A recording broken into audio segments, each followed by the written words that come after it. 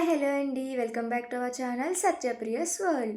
మేము ఉండే ప్లేస్ నుంచి 25 కిలోమీటర్స్ దూరంలో గంగాపూర్ అనే ఊరుంది. అక్కడ వెంకటేశ్వర స్వామి జాతర జరుగుతుంది. అది చూడ్డానికని వెళ్తున్నాము. అలా బైక్ మీద నేను మా హస్బెండ్ స్టార్ట్ అయిపోయాము. మాతో పాటు అన్నయ్యలు కూడా వస్తున్నారు. యాక్చువల్‌గా డ్రైవింగ్ చేసే అన్నయ్య మా అత్తయ్యకి తమ్ముడవుతారు. అంటే మా హస్బెండ్‌కి మావయ్య అవుతారు. నాకు బాబాయ్ అవుతారు.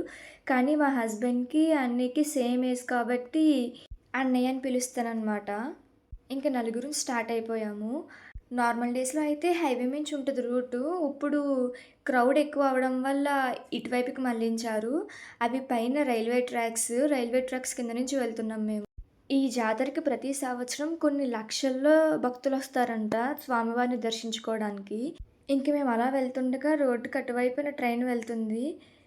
ఇంక కొంచెం దగ్గరకొచ్చేసరికి ఇటు పక్కనంతా ఆటోలు, అటు పక్కనేమో బస్సులు, కార్లు, ట్రాఫిక్ జామ్ అయిపోయింది. మేము ఇంతమందిని చూసాక కూడా దర్శనం అయిపోద్దని చాలా కాన్ఫిడెంట్‌గా వెళ్ళాము. ఈ ట్రాఫిక్‌ని కూడా ఏదోలా తప్పించుకొని కొంచెం దగ్గరికైతే వెళ్ళిపోయాము. ఇంకా వెళ్తుల్లోకి ఇక్కడ మాత్రం ఇంకసలు వెళ్ళడానికి అవ్వలేదు. టెంపుల్‌కి ఇంకా 5 కిలోమీటర్స్ దూరం ఉందనగానే ఇక్కడి నుంచి ట్రాఫిక్ జామ్ అయిపోయింది. బైక్ అక్కడ పెట్టేసి ఆటో కానీ, బస్ కానీ ఎక్కేద్దాం అనుకున్నాము. కానీ అవే ట్రాఫిక్‌లో ఉన్నాయి. ఇంక మేము వెళ్తల్లోకి నైట్ అయిపోద్దని చెప్పేసి ఇంక మేమే నడక మార్గం ఎంచుకున్నాము. 5 కిలోమీటర్సే కదా! ఏదోలా నడిసేద్దాం అనుకున్నాము. కానీ నడక స్టార్ట్ చేసిన తర్వాత తెలిసింది రోడ్ ఎంప్టీగా ఉంటే ఎంత దూరమైనా నడిసేయగలము. కానీ ఇలా జాతర టైంలో అయితే మాత్రం చాలా కష్టం. ఎందుకంటే చాలామంది జనాలుంటారు కాబట్టి స్లోగా నడుస్తుంటేనే ఎక్కువ పెయిన్ తెలుస్తది. మనం ఫాస్ట్‌గా వెళ్ళిపోయినంత సేపు పెయిన్ తెలీదు. మేమే కాదు మాతో పాటు చిన్న పిల్లలు, ముసలివాళ్ళు అందరూ కూడా నడుచుకునే వెళ్తున్నారు. వాళ్ళని చూసి చాలా ఆశ్చర్యమేసింది. ఇంకా అసలు మ్యాటర్‌లోకి వెళ్ళిపోదాం. అసలు ఈ గంగాపూర్ ఎక్కడున్నదంటే కొమరంభీం ఆసిఫాబాద్ జిల్లాలో రెబ్బెన మండలంలో గంగాపూర్ అనే గ్రామం ఉన్నది. ఇక్కడ మాఘ పౌర్ణమి నాడు 3 రోజుల పాటు జాతర చేస్తారు. ఆ జాతర చూడ్డానికి కొన్ని లక్షల మంది భక్తులొస్తారంట. అసలు ఆ జాతర ఎందుకు చేస్తారు? ఆ జాతరకున్న విశేషత ఏమిటి అంటే పూర్వం ముమ్మడి పోతాజీ అనే వెంకటేశ్వర స్వామి భక్తుడు ప్రతి సంవత్సరం తిరుమల తిరుపతి దేవస్థానానికి స్వామివారిని దర్శించుకోవడానికి కాలినడకన వెళ్ళేవాడంట. అలా ప్రతి సంవత్సరం వెళ్తుండగా ఒక సంవత్సరం ఆరోగ్య పరిస్థితి బాగోలేకపోవడం వల్ల స్వామివారిని దర్శించుకోవడానికి వీలు కాలేదంట. అప్పుడు స్వయంగా వెంకటేశ్వర స్వామి కల్లో కనిపించి, "నేను ఇక్కడ ఒక కొండ దగ్గర ఉన్నాను. నన్ను బయటికి తీసి పూజలు చేయు. మీ కోరికలన్నీ నెరవేరుస్తాను" అని చెప్పారంట. అప్పుడు ఆ వెంకటేశ్వర స్వామి భక్తుడు ముమ్మడి పోతాజీ కొండకు గుణపంతో రంధ్రం పెట్టి స్వామివారిని బయటికి తీసి పూజలు చేయడం స్టార్ట్ చేశాడంట. 13వ శతాబ్దంలో గుడి కట్టించారంట. ఆ తర్వాత నుండి ప్రతి సంవత్సరం మాఘ పౌర్ణమి నాడు వెంకటేశ్వర స్వామి తిరుపతి నుండి మాఘ పౌర్ణమి నాడు గంగాపూర్ బాలాజీ టెంపుల్‌కి వస్తారని నమ్మకం. పూర్వమైతే వెంకటేశ్వర స్వామి ఇక్కడికొస్తారు కాబట్టి తిరుపతి తలుపులు మూసేవారంట మాఘ పౌర్ణమి రోజున మాత్రమే. తిరుపతిలో పూజలు చేయకుండా ఇక్కడ గంగాపూర్‌లో పూజలు నిర్వహించేవారంట. ఇది ఆ జాతరకున్న విశేషత. ఇక్కడ దర్శనం చేసుకుంటే సాక్షాత్తు తిరుపతి వెంకటేశ్వర స్వామిని దర్శించుకున్నట్లే అని చెప్తారు. కొంతకాలం తర్వాత కాకతీయ రాజులు ఇక్కడ పద్మావతి అమ్మవారిని ప్రతిష్ఠించారంట. ఇన్ని విషయాలు తెలుసుకున్నాక ఎలా అయినా దర్శనం చేసుకోవాలని చెప్పేసి వెళ్ళాము. ఒక 3 కిలోమీటర్స్ వరకు ఏదోలా నడుచుకుని వచ్చేసాం. కానీ ఇంకా అక్కడి నుంచి మాత్రం చాలామంది జనమున్నారు. ఇసుక వేస్తే రాలేనంత. ఇంక పనవ్వేలా లేదని చెప్పేసి వెనక్కి వెళ్ళిపోదామన్నా ఇంకా వేరే మార్గం లేదు. మధ్యలో స్టక్ అయిపోయాము. ఇక్కడికి నిన్న నైట్ వచ్చేసిన వాళ్ళే చాలామంది ఉన్నారంట. అందుకే చాలా క్రౌడ్ ఉన్నది. ఇంకా ఎంత దూరం నడిసినా ఇంకా గుడి రావట్లేదు. ఇంకెంత దూరం నడవాలి అని చెప్పేసి మా హస్బెండ్‌ని అడుగుతూనే ఉన్నాను. ఇలా అక్కడక్కడ చిన్న చిన్న షాప్స్ కనిపించడంతో హమ్మయ్య! గుడి దగ్గరికైతే వచ్చేసాము అనిపించింది. అరౌండ్ 2:30 ఆ టైంకి మేము స్టార్ట్ చేస్తే 3:45 ఆ టైం అయింది ఆ క్రౌడ్‌లోంచి గుడి దగ్గరికొస్తల్లోకి. మనం ఎంత పెద్దవాళ్ళమైనా జాతర చూసేసరికి అందరూ చిన్న పిల్లవాళ్ళం అయిపోతాం కదా! మీలో ఎంతమందికి జాతర అంటే ఇష్టమో కమెంట్స్‌లో చెప్పండి. మేము అలా నడుచుకొని వెళ్తుంటే దారిలో ఇలా చిన్న పిల్లలు గాంధీ వేషం వేశారు. ఆ పిల్లల్ని చూస్తుల్లోకి జాలనిపించింది. అంటే కూడు కోసం కోటి విద్యలు అంటారు కదా! పాపం వాళ్ళు రోజంతా ఆ గెటప్‌లోనే ఉండాలి. ఈ జాతరలో మీకు నోకియా ఫోన్స్ కనిపించాయా? గుర్తున్నాయా? చిన్నప్పుడు అందరూ ఎక్కువ అవే కొనుక్కునేవారు. నోకియా ఫోన్స్ అవి కొనుక్కొని నాకు నిజంగానే ఫోన్ ఉంది. నా దగ్గర ఫోన్ ఉందని చెప్పేసి ఫ్రెండ్స్‌ని ఏడిపించేవాళ్ళము. అలాగే దొంగ పోలీస్ అని వచ్చేది చిన్నప్పుడు. ఇప్పుడైతే రావట్లేదు. అది కూడా ఎక్కువ కొనుక్కునేవాళ్ళము. మీరు జాతరకి వెళ్తే ఏం కొనుక్కునేవారో కామెంట్ చేయండి. ఇదొచ్చేసి ఎంట్రన్స్ అనమాట. ఇంకా 5 కిలోమీటర్స్ ఏదోలా కష్టపడి నడుచుకొని దగ్గరికొచ్చేసాము. ఆ ఎంట్రన్స్ చూడగానే చాలా హ్యాపీ అనిపించింది. ఏదో సాధించినట్టు.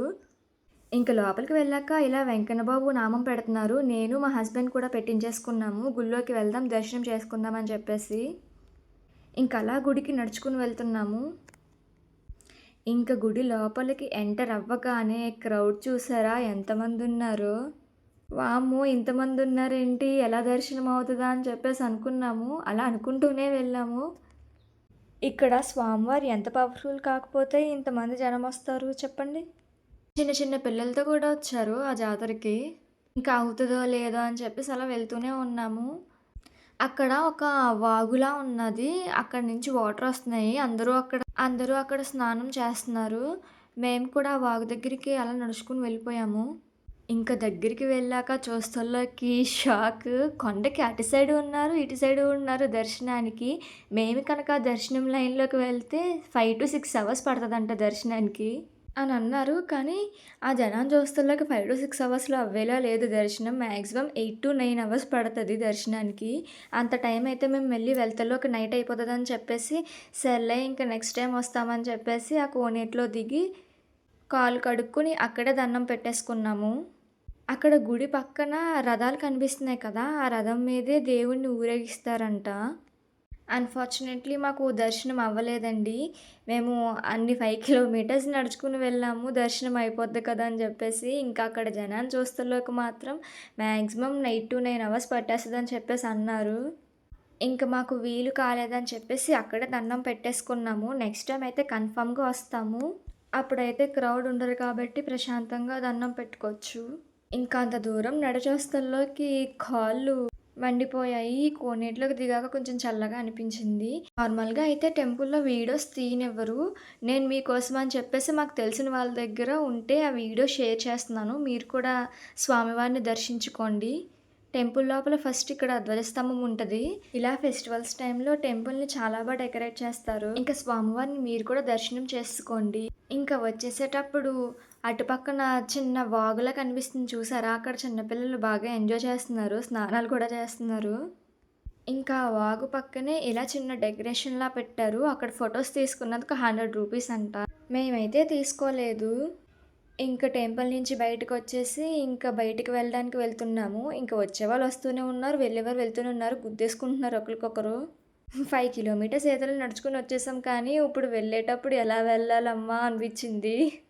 అలా అన్నీ చూసుకుంటా వెళ్తున్నాము. అటువైపున, ఇటువైపు కూడాని. షాప్స్ ఉన్నాయి కదా! ఏమైనా నచ్చితే తీసుకుందాం అని చెప్పేసి చూస్తున్నాం కానీ, అన్నీ చాలా కాస్ట్ ఎక్కువున్నాయి.